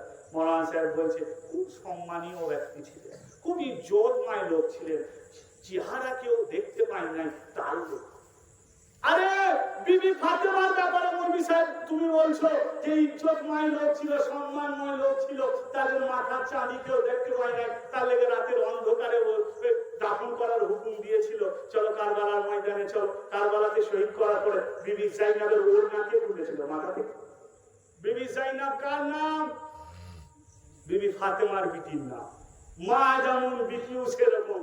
হযরত সাকিনা লাস্ট কাতার থেকে বড় বড় ফুপু, বড় আর সব বড় মহিলারা দড়িগুলো, ওদের শিকলগুলো ঠিক আছে, কিন্তু যে ছোট তাকে লাস্টে দিয়ে যদি শিকলটা দড়িটা পরিয়ে দেওয়া হয় কেমন হবে বলুন তো? যেমন একটা বাছুরের খুশি লাগা হয়ে যায়, এরকম খুশি লাগা হয়ে গেছে বিবি সাকিনা। ফুপি আওয়াজ হয়েছে, ফুপি। ফুপু তাকিয়ে দেখছে, হ্যাঁ আমি হাঁটলে সাকিনা গলা খুশি হয়ে হযরত জাইনাব ঘুঁটোর বলে হাঁটতে শুরু করে দিলেন। ঘুঁটোতে হাঁটলে ছোট হবে, তাহলে সাকিনার কষ্ট হবে না? কে ছিল জাইনাব? কার মাথার ওড়না কারা হয়েছিল? 40 থেকে 42টা শহর, 70 থেকে 75টা চৌরাস্তা, কালিদা চৌরাস্তার মতো চৌরাস্তা, সমস্ত লোক দাঁড়িয়ে আছে, খিলখিল করে হাসছে, কেউ দেখছে, কেউ হাসছে, কেউ অনুভব করছে। আর এইরকম অবস্থায় নবীর বিটিদেরকে বেপর্দা শামের বাজারে ঘোরানো হচ্ছে।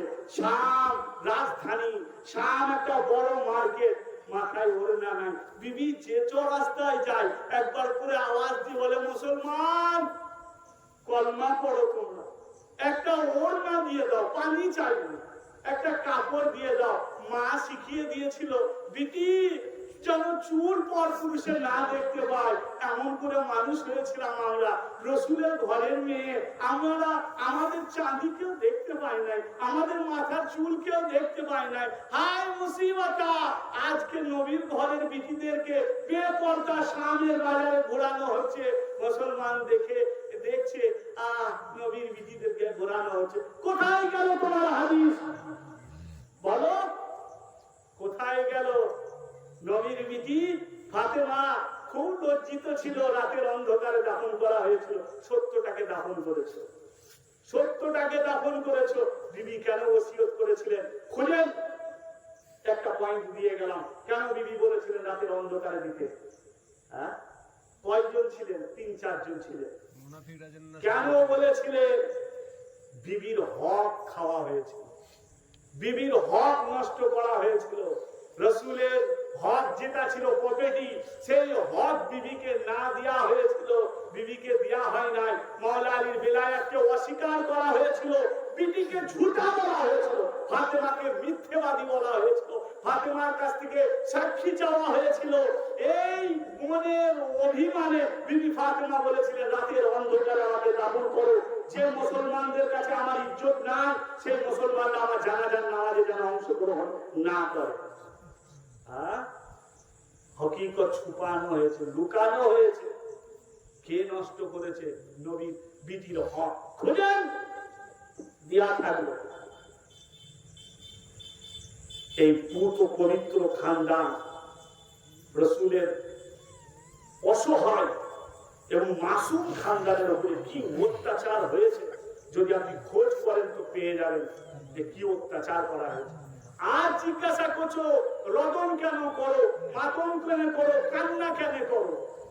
কেন কান্না করি? তোমাদের অত্যাচারের কারণে কান্না করি, তোমাদের জুলুমের কারণে কান্না করি। তোমরা যে নবীর অসহায় পুত পবিত্র খানদানের উপরে যে জুলুম অত্যাচার করেছো, তার জন্য আমরা কান্না করি। কিসের জন্য কান্না করি? ইসলাম যেটুকু বললাম মূল্যায়ন করবেন, অনুসন্ধান করবেন। আল্লাহ তাআলা আপনাদের সকলকে আপনাদের মনোবাঞ্ছা পূরণ করুন, যে আপনারা এই পরিস্থিতিটা তৈরি করেছেন যে আমি কথাটা আপনাদের সম্মুখে তুলে ধরতে পারলাম। আপনাদের সকলকে আমার তরফ থেকে আবার অভিনন্দন, সালাম, আসসালামু আলাইকুম। ভালো থাকবেন, আল্লাহ আপনাদের রোজি রোজগারে খায়ের বরকত দেন। এইভাবেই যতদিন বেঁচে থাকবো ততদিন নবীর আল আওলাদের প্রচার ও প্রসার করে যাব।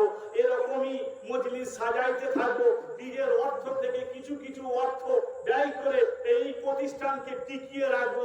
এরকম একটা মনের মধ্যে এক অঙ্গীকার নিয়ে দুনিয়া থেকে চলবেন। আখিরাতে দুনিয়া থেকে যখন চলে যাবেন, আখিরাতে আল্লাহ রাসূল সাল্লাল্লাহু আলাইহি সাল্লাম আপনাদেরকে শাফাআত করবে। এতটুকু নিয়ে এসেছি। কি জিজ্ঞাসা করবে? বলে নামাজ বেশি আনতে পারি নাই, রোজা রাখতে পারি নাই, হজ করতে পারি নাই, যাকাত দিতে পারি নাই, সেরকম দিয়ার মতো দিতে পারি নাই। কি করেছো? বলে হুসাইনের মজলিস হতো, আজার মজলিস হতো, ফাতিহার মজলিস হতো, সেখানে কিছু 10 টাকা 20 টাকা দিয়ে অংশগ্রহণ করতাম। সেখানে গিয়ে মৌলানা সাহেবের হোসলা একটু বয়ান করতাম, গিয়ে বসতাম, শুনতাম, মৌলানা সাহেব বর্ণনা করতো। এতটুকুই পুঁজি, এতটুকুই এনেছি। রাসূল আপনি বলেন নাই যে হুসাইনের জন্য যদি কোনো ব্যক্তি চোখের এক ফোঁটা অশ্রু ফেলে থাকে তা আমি রাসূল শাফাআত করব? নেন শাফাআত করুন, নেন শাফাআত করুন। বিবি আপনি বলেন নাই যে আমি জান্নাতের গেটে দাঁড়িয়ে যাব? আমার মা বোনেদেরকে বলছি, বিবিকে বলবো, ফরিয়াদ করে বলবো, বিবি আপনি বলেন নাই যে যে আমার সন্তানের জন্য রোদন করবে, কান্না করবে, চোখের এক ফোঁটা অশ্রু ফেলবে, আমি ফাতেমা জান্নাতের গেটে দাঁড়িয়ে যাব, ততক্ষণ পর্যন্ত তাকে নিয়ে যাব না যতক্ষণ সে জান্নাতে না। আমার মা দাঁড়িয়ে যাবেন, এতটুকুই পুঁজি নিয়ে এসেছি, আর আমি কিছু নিয়ে আসতে পারি। ইমামে মজলুম মৌলা আলী শেরে খুদা হায়দারে কাররার, মৌলা আপনি বলেছিলেন যে আমার সন্তানের জন্য যে গিরিয়া করবে, কান্না করবে, রদন করবে, যদি কি হাসরের ময়দানে সেই ব্যক্তিকে আমি হাজে কাউসারের পানি পান করাবো। দেন পানি, এসছে পানি পান করতে। দুনিয়াতে শরবত পান করাতাম, আপনার ছেলের নামে শরবত খাওয়াইতাম দুনিয়ার লোককে। দুনিয়ার লোককে খিচুড়ি রান্না করে খাওয়াতাম, দুনিয়ার লোককে খাবার খাইয়েছি আপনার ছেলের নামে। দেন হাজে কাউসারের পানি। আজকে এই যে মরুভূমি, এই যে হাসরের ময়দানে এত গরম, তপ্তি রেগিস্তান, এত গরম হচ্ছে, মওলা হাসান কই ছিয়া করে, ছায়া করুন, গরম করছে, বলেন নাই দেন আমাকে। শুনেছিলাম মাওলানা সাহেবের মুখ থেকে, করেছি যতটুকু পেরেছি মোহাম্মতের এই এই এই এইগুলো পেশ করব। আল্লাহ তাআলা বলছেন, আমি অন্তর দেখি, অনেক অধিক যদি দেখা হতো তো ইবলিসকে দেখতাম। মেলা নামাজি ছিল, মেলা কিছু ছিল, দেখা আমি ছোট্ট দেখি যদি, কিন্তু ওই যে ছোট্ট ফুটা অতটুকুই আমার দরবারে দাঁড়িয়া। আজ অনেক মানুষ বিভ্রান্ত, যাবো কি যাবো না। এখানে আসাও তাদেরকে বলে দিয়েছে ওখানে গেলে নাকি তুমি মুসলমানদের খাইবে। হ্যাঁ, বহু মানুষ এই ভয়ে আসবে না, বলছে ওইখানে গেলে নাকি বিদাত হয়ে যাবে, ওখানে গেলে আমি শিরিক হয়ে যাবো, ওখানে গেলে আমি হনু বাঁদর হয়ে যাবো। হ্যাঁ, পাগল কোথাকার। আহলে বাইয়াতের প্রশংসা ছাড়া ইসলামে কি আছে? আহলে বাইয়াতের প্রশংসা ছাড়া কি আছে ইসলামে? ইসলামকে যে এত দূর অবধি নিয়ে এসছে, কারা নিয়ে এসছে? যেখানে দেখবে দাদা মোহাম্মদ শাহকে তো বলবেন নবীর খানদান, সৈয়দ খাজা গরিব নামাজ কে তো বলবেন নবীর খানদান, ফাতেমা ছেলে, গৌসে আজম কে বড় পীর আব্দুল কাদের জিলানী বলে নবীর ছেলে, ফাতেমার সন্তান, সাবির কালিয়ানি নবীর সন্তান। যেখানে নেবেন আনাচে কোনাচে ইসলামকে আজকে আমাদের অবধি পৌঁছে দিয়েছে এই নবীর খানদান। তুমি মৌলভী সাহেব ওই মসজিদের মিম্বার থেকে বুগনি মারলে হবে কি? তোমার দ্বারা কিছু হয় না, তুমি শুধু ওই উম্মতকে এই করেছো, ওখানে গেলে হুনু হয়ে যাবে, ওইখানে গেলে বাঁদর হয়ে যাবে, ওইখানে গেলে এই হয়ে যাবে, এতটুকুই শিখেছো। তুমি তো অন্য কিছু শিখো না, ওইটুকুই শিখেছো। একটু বেশি হয়ে গেল। আল্লাহ আমাদের সকলকে যেন কবুল করে নেয় এবং আমাদের কষ্ট এই যে যেন কবুল করে, মেহফিল যেন আমাদের এরকমই থাকে। একটা অনুরোধ, সকালে সকলের কাছে যতদিন বেঁচে থাকবো হোসাইনের গোলাম, হোসাইনের প্রচার ও প্রসার এই ভাবি। আপনারা ছোট্ট গ্রামে এত সুন্দর ভাবে ইমাম বাড়া করেছেন। আজকে আমাকেও বলতে গর্ব হয় আমার বিজয়পুরে ইমাম বাড়া দেখেছে, কি সুন্দর। এটা মোহাম্মতের নিশান। শাহজাহান ভালোবেসেছিল মুমতাজকে, তাজমহল তৈরি করে দিয়েছে। দেখো দুনিয়ার লোক, আমি কত ভালোবাসতাম, মুমতাজের জন্য তাজমহল তৈরি করে দিয়েছে। আজও মানুষ দেখছে ভালোবাসার নিশান। আজকে আপনারা ভালোবাসেন, এটা হচ্ছে ভালোবাসার নিশান। এটা এই মুনাফিকরা না বুঝতে পারলো যে মুমিন ব্যক্তি সে এসে দাঁড়িয়ে যখনই দেখবে এই মামবারাটার দিকে তাকিয়ে, তখন বলবে এখানে আশিক লোক থাকে, ভক্ত থাকে। ভক্তরা না থাকলে এত সুন্দর আবাদ করা যেত না। পয়সা থাকলেই হয় না, কোটি কোটি টাকা, অনেক গ্রামে কোটি কোটি টাকা আছে, হয় না, হয় না। সবারই জিনিস আল্লাহ দেয় না, সবারই জিনিস না হলে গ্রহণ করেন না। ইনারা এমন একটা ছিল, সকলকে দিয়ে গিয়েছে। বিবি ফাতেমার দরবারে দিয়ে গিয়েছেন, দিয়েছেন, দেওয়ার কিছুই, তোমাদের কাছ থেকে কি নেবো, শুধু একটাই নিয়ে যাবো, আল্লাহ এবং রসুল চেয়ে গেছেন, সেটা হচ্ছে আমার আহলে বাইতের মহব্বত। এতটুকু করো, আর এটা হচ্ছে মহব্বতের একটা নিশান। আজকে দেখছি জল জল করে অন্তরটা ফুলে উঠছে। হ্যাঁ, যতটুকুই মহব্বত, হয়তো আশিকে ফার্স্ট কাতারে আমাদের জায়গা হবে না, কিন্তু লাস্ট কাতারে বাদ যাবো না। সামিয়ানাতে না থাকতে গেল, প্যান্ডেলের বাইরেও থাকবো, প্যান্ডেলের বাইরেও থাকবো। সামিয়ানাতে জায়গা না হলো, ওই ফ্যানের তলায় না জায়গা হলো, সামিয়ানার বাইরেও থাকবো। আর ওখানে থেকে ওখানে গোলামি করি, অতটুকু মওলা আছে, এই গোলাম আছে না না।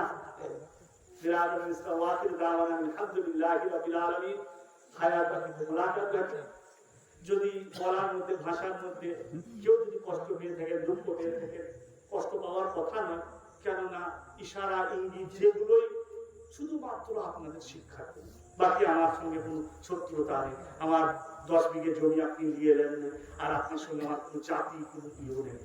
সর্বশেষ একটাই কথা বলি, আমরা হচ্ছে মুসলমান, আল্লাহ আমাদের সকলকে হেদায়াত দেন আর হেদায়াতের প্রতি যেন থাকি, কেউ মনে দুঃখ নেবেন না। সকলের জন্য দোয়া রইল। ফের সালাম, অন্তরের অন্তঃস্থল থেকে সালাম, আসসালামু আলাইকুম। পরীক্ষার মুমিন ও তালিবে মুহাম্মদ কে লিয়ে ইয়া নবী সালাম আলাইকা ইয়া রাসূল সালাম আলাইকা ইয়া হাবিব সালাম আলাইকা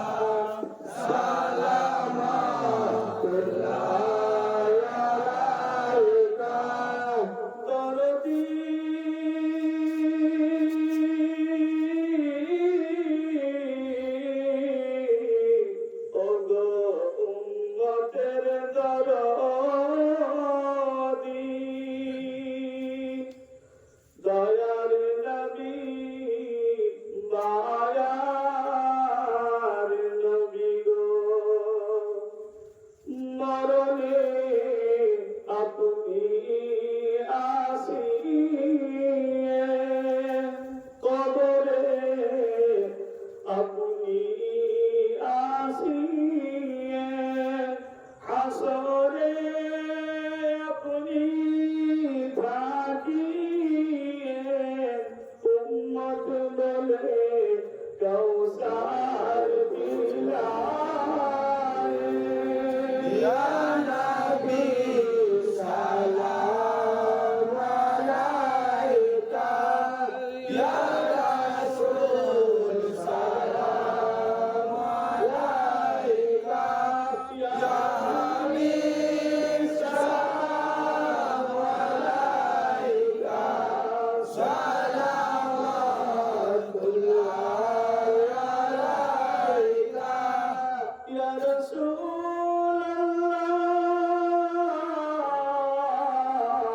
ইয়া হাবিবাল্লাহ।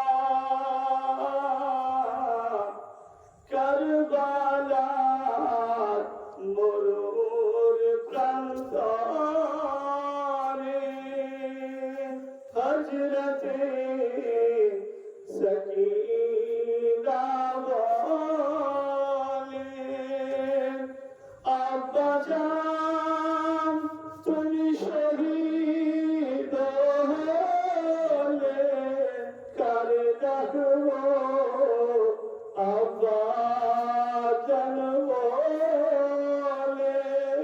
ইয়া নবী সালাম আলাইকা ইয়া রাসূল সালাম আলাইকা ইয়া হাবিব সালাম আলাইকা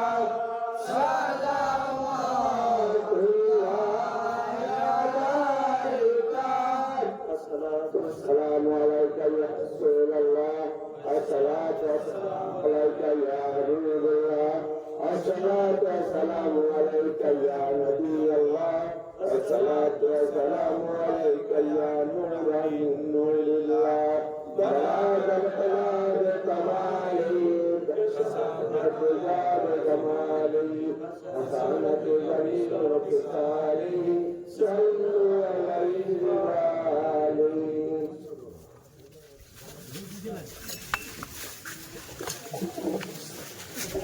সকলেই বিসমিল্লাহ সহকারে সূরা ফাতিহা একবার, বিসমিল্লাহ সহকারে সূরা ইখলাস 3 বার, বিসমিল্লাহ সহকারে যে কোনো দরুদ শরীফ একবার। মা বোনেরাও পড়বেন।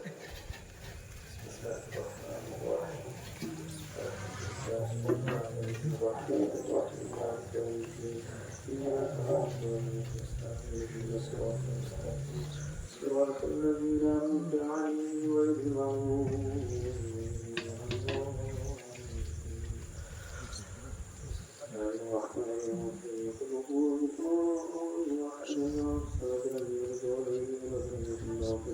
بسم الله الرحمن الرحيم.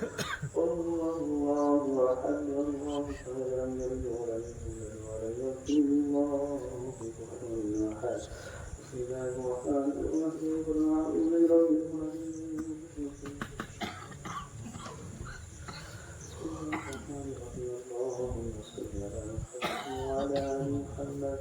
اللهم صل على محمد وعلى ال محمد وعجل فرجهم الكريم فصل فيها حيونا حاكما والمصطفى والمرتجى والله والفاتح ইসলাম প্রত্যেকটি হাত তুলে দোয়া করব নিজের যে চাওয়া পাওয়া সেটা অতি অবশ্যই অন্তরে রাখবো।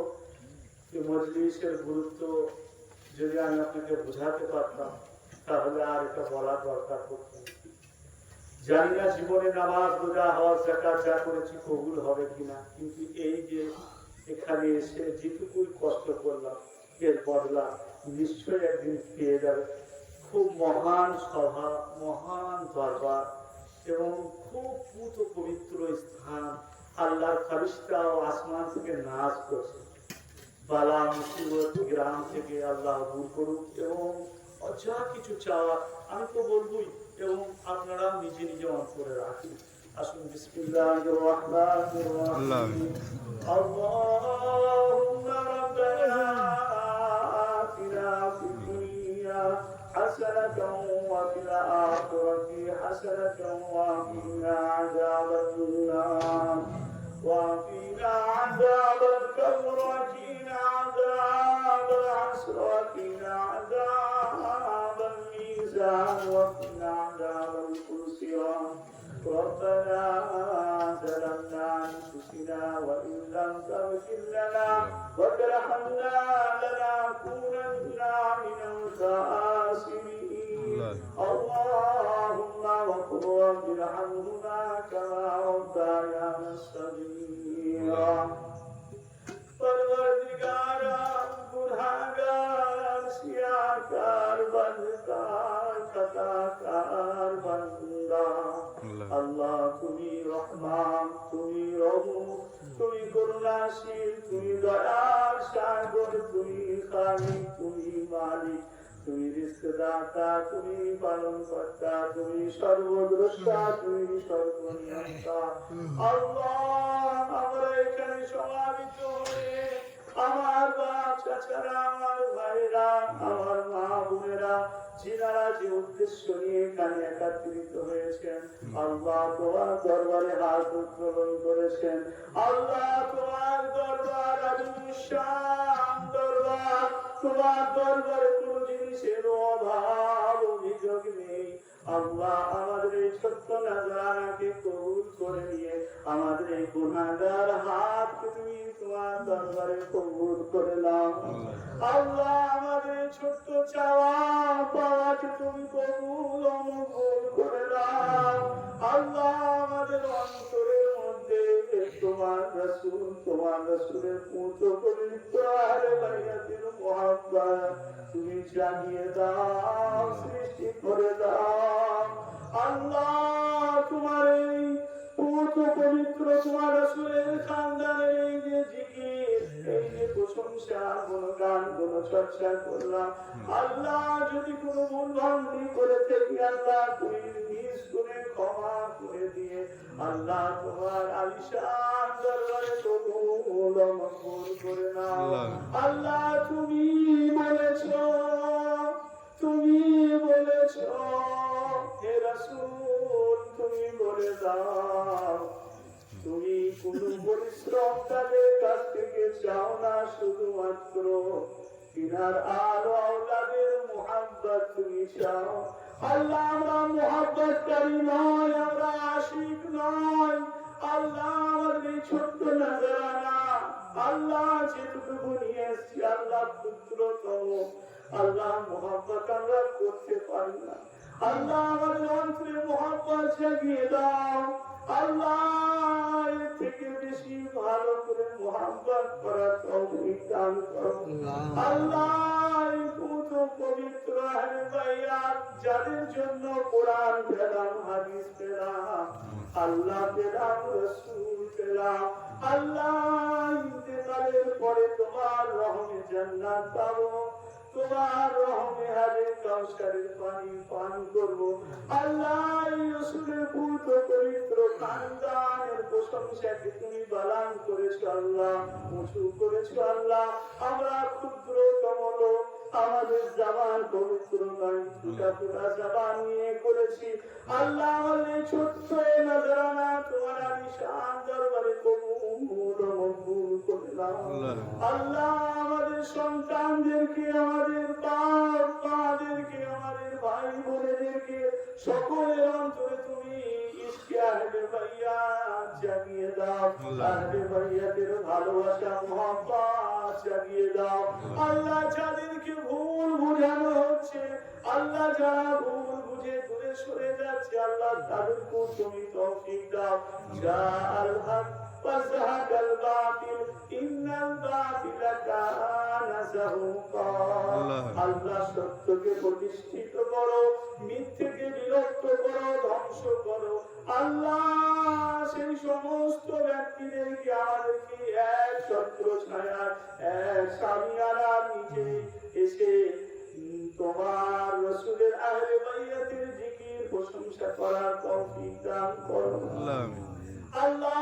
আমাদের এই ছোট্ট নাজরানা আমার ভাইরা তাদের রুজি রোজগার থেকে যে সমস্ত অর্থ দিয়ে এই ইমাম বাড়াকে সাজিয়েছেন আল্লাহ, যে সমস্ত ব্যক্তিরা এখানে টাকা পয়সা দান করেছেন এবং এই ইমাম বাড়াকে সাজিয়েছেন আল্লাহ, ওনাদের জীবনকেও সুন্দর ভাবে তুমি সাজিয়ে দাও আল্লাহ। ইমাম বাড়ার থেকেও খুব সুন্দর ভাবে তাদের জীবনকে নূরে আলোকিত করে দাও, আলোকে আলোকিত করে দাও, নূরে নূরময় করে দাও আল্লাহ। শান্তি সুখ তাদেরকে দান করো আল্লাহ। তাদের রুজি রোজগারে খায়ের বরকত দান করো, দিন দুগুনি রাত চৌগুনি আল্লাহ তাদের রোজগারে তুমি দান করো। আমার ভাইরা দেশ বিদেশে থাকে আল্লাহ, পেটের গায়ে রুজি রোজগার অর্জন করার জন্য, রিজকে হালাল অর্জন করার জন্য ঘুরে বেড়ায় আল্লাহ।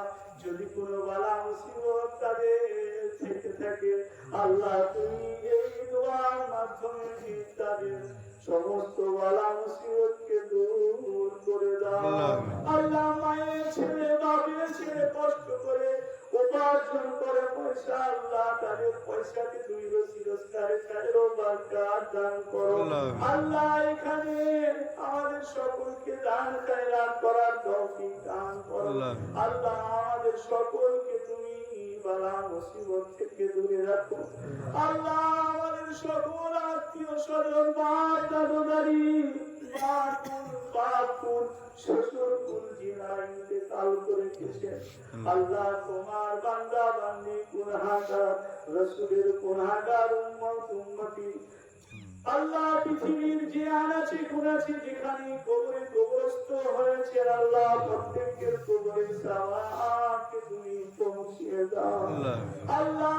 কবরের আযাবকে তুমি মাফ করে দাও, নূরে নূরান্বিত করে দাও, আলোকে আলোকিত করে দাও আল্লাহ।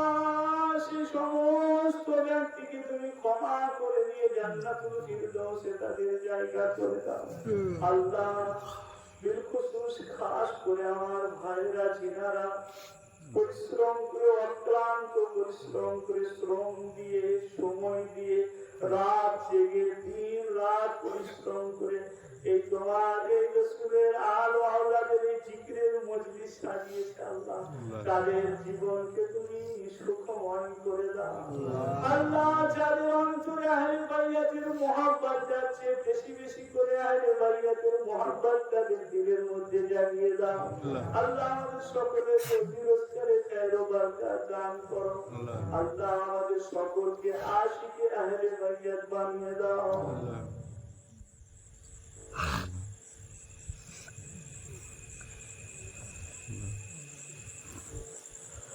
سبحان ربك رب العزة عما يصفون والسلام على المرسلين والحمد لله رب العالمين. لا إله